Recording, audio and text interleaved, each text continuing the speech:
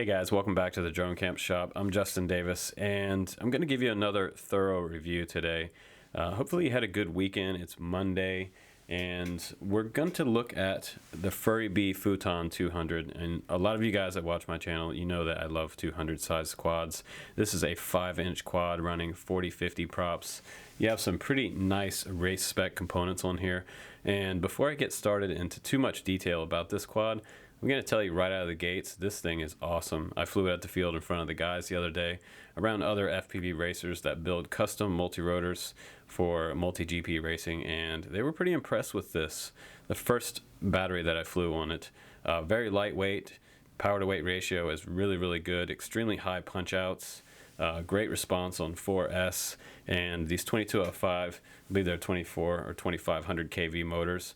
They're really nice and quiet with this ESC setup. The props on here actually work really well too. I was kind of worried about these 50-40 kind of stock props out of the box. They're not branded, so sometimes when I fly a stock prop, you know, this kind of like a prop that comes along with a quad, I'm usually a little bit skeptical of that, but to fly it stock for you guys, I went ahead and put them on there, and I flew it just like that with these, and it flies great. Now the ESCs on there, they are 20 amp BL Heli S ESCs, and they're ready to go. They support a 30 amp burst on there, and they do have one shot 125. That's the current firmware that's flashed on there. It does say on the GearBest website that it has D shot, which is great because that's a digital firmware signal, but it didn't come that way for me, so I would have to actually use BL Heli Suite to update these to the latest D-Shot, and you can do that in BL Heli Suite if you download that.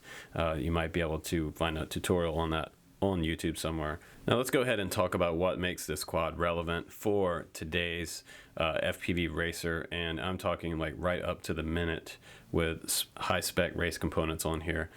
We have a lot of cool stuff on here. I mentioned the ESCs, the motors are up to spec. They're very quiet on the current beta flight configuration. The motors didn't even get hot when I flew it, and that's a really good thing because it does have a pretty decent PID tune coming out of the factory, so it means it's going to fly well out of the box. You don't have to change a whole lot of stuff in beta flight to make it fly great.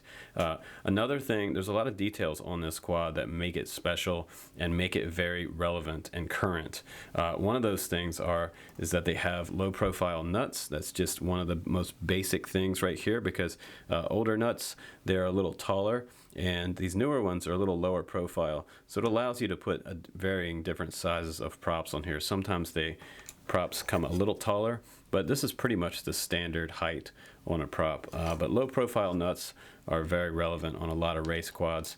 They are also counterclockwise and clockwise motors, so these nuts are threaded differently, and they're color coded as well. Now next up on this frame, we have a true X configuration, which you guys know I like. They turn really snappy and accelerate great out of cornering. They also have recessed hardware on here, which is also really nice. This is a nice touch because they actually did bevel in the inner part of that, and they recessed these bolts, so that's something different. So it's very flush with the frame.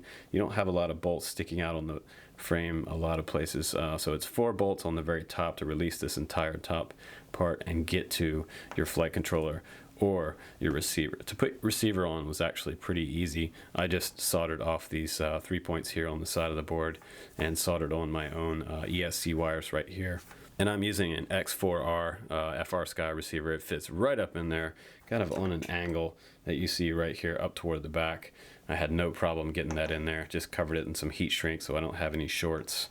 And I was able to get one with pins on in there. So that's a pretty good size area for a receiver. Also, having the ESCs out on the arms makes this all-in-one really convenient because it frees up tons of space above it. You just have one stack inside this quad, and that's really nice. Now looking at the bottom, these bolts on the bottom of the motors, they are a little larger size, and that's nice. You also want to go over these motors with your driver tool, your hex driver, and make sure that all of these are tight, because sometimes from the factory things can be loose. And you also want to make sure that all these bolts have blue Loctite on them. Each one of them needs to have a little bit of blue Loctite so they don't vibrate and come out the bottom of your quad. That's very important to do if you just get a ready-to-fly quad or even a bind-and-fly quad from China. You have that standard XT60 in the very back there, sort of a thicker style battery strap. You've got that nice little foam pad down here on the bottom to hold your battery in place. And you also have more recessed hardware down here. So some pretty nice details from these guys over at Furibee. You also have LEDs in the very back that are programmable in Betaflight. One pitfall of this design, and this is really easy to fix. You just take this one off and put a 200 milliwatt transmitter, video transmitter on here if you want to. But this is 600 milliwatt. I've been recommending that these companies use 200 milliwatt, or switchable from 200 to 600 would be great. So switchers are great. The ones that are stuck to one sort of 600 milliwatt, not the greatest, but you can fly by yourself. If you fly out of field with someone else, make sure that you get with them and make sure that this is not overlapping their video. When you power yours on, make sure that someone else is not flying. I flew this at the field with other people, and we were on different channels, and they said this one actually did not interfere with their signal. So I was able to fly at the same time with a 600 milliwatt right at the field with the other guys. That's pretty cool. Now it also comes with a GoPro Session style mount that will go right on top of the Furibee, and it just zip ties down, and they give you an extra battery strap to put your camera on. Now the nice thing is that just in the mail today I got this. I wish I'd have had this 3 or 4 days ago when I flew this over the weekend, because this would be sweet for the footage, but I just recorded my DVR from this Sony CCD camera that comes on this quad. Now a lot of times I like to show you DVR footage because it kind of shows you the quality and the colors of this particular camera that I'm reviewing. Now this one is actually pretty decent, you guys. It's a 1/3 Sony Super HAD 2.5 millimeter lens, and the 2.5s are really popular right now because they have a larger field of view and it gives you more viewing area left and right. An older camera style, for an example, you see how much smaller this lens is right here. This is pretty much a standard about a year ago, so they're switching out everything to 2.5 now. So it gives us a really broader field of view, and for FPV racing, that's what you need, because you need to be able to see those ghost branches coming by so you can avoid obstacles out on the course, or if you're racing, or if you're flying freestyle. Now I'm just going to hold it a little closer here so you can see that flight board. A few options here on the side, that USB port. You have a boot button on here, which is great because if you brick the software on here, if you can't connect to Betaflight, you can always hold this button down and reflash the firmware on this board, and that's really nice that they have a button. Some of the older ones actually had 2 pins that you had to short out with a metal pair of tweezers, and that's kind of a pain. But they have a boot button, that's great. Now on the bottom here, it doesn't come with this cable, but it's also a minim OSD programming port. You can go in there and change around the minim OSD for the on-screen display. That's also nice that they include that. Some of you guys, if you need that, you can probably order it off of some of these Chinese websites. And also guys, if you want to check out one of these Runcam cubes, they are pretty sweet. I will put the link down below. GearBest also is starting to sell these. They are pretty nice. I think they're going to be a little bit cheaper than something like that GoPro Session. GoPro is usually pretty expensive, but it has a micro USB port on the side here for charging up the internal battery. And then you also have your micro SD card slot right here that's covered up with this little tiny piece of rubber. So that's pretty sweet, and it fits perfectly in this little Furibee Session mount, so I can record my videos. So we'll do an upcoming review of this one. And I also got a second cam in today as well. This is the Runcam Mini CCD camera, so I'm pretty interested to see how this one runs. This is the Mini Swift. I'd like to give you guys a real-time view of the quad weight.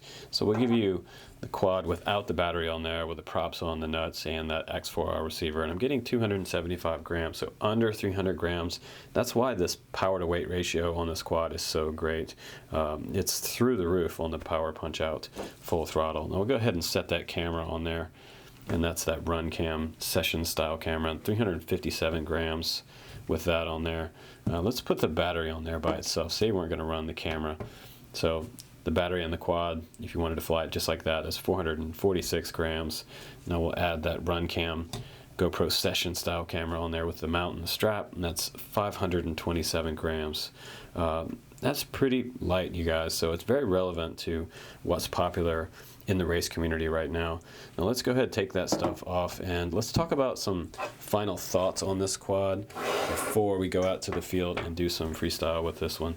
Now, very maneuverable right out of the box. The Betaflight tune was really good, I would say that if someone was looking to get a quad, this would be a great competitor to the Diatone Crusader, the GT2. It's that one's been really popular, but Furubee's really done their work and their research into getting the right spec components on here that a lot of really top level expert flyers would enjoy flying this one.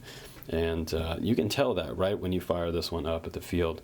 It's quiet, it's powerful, and it's tuned really well. So I'm gonna have to give this one a thumbs up from the Drone Camps channel. So I think we have a winner here, folks. So thanks again for watching this quick review of the Furibee FUUTON, F-U-U-T-O-N. This is a 200 class racer. So let's take this one out to the field and do a little flying with it, and I'll show you what it's capable of.